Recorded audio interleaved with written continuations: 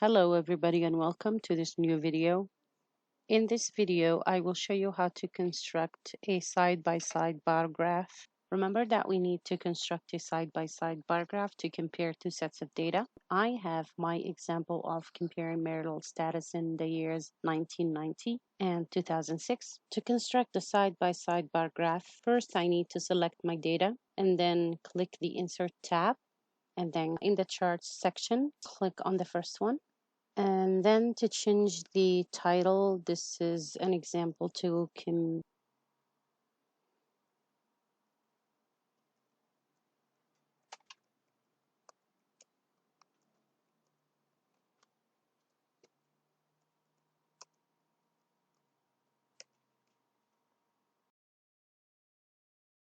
As you can see, there's a series here, series 1 and series 2. The first color represents the year 1990. The second color represents the year 2006. I don't like it here. I would like it to be to the right. So to change that, you click here and go to Legend and then go to this arrow. And I want it to be on the right. So I click it on the right. And then I want to change series 1 to be 1990 and series 2 to be 2006.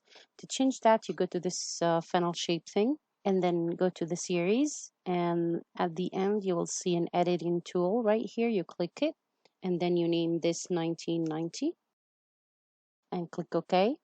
And you'll notice it changed. Again, we click on the funnel thing and on the editing tool and add the year 2006.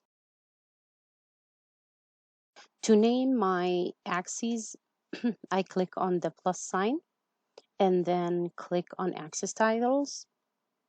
And then the first title is the frequency. I'm going to call it the frequency. And then the x-axis represents the marital status. This is how to construct a side-by-side bar graph. I hope this helped, and I will see you in a different video.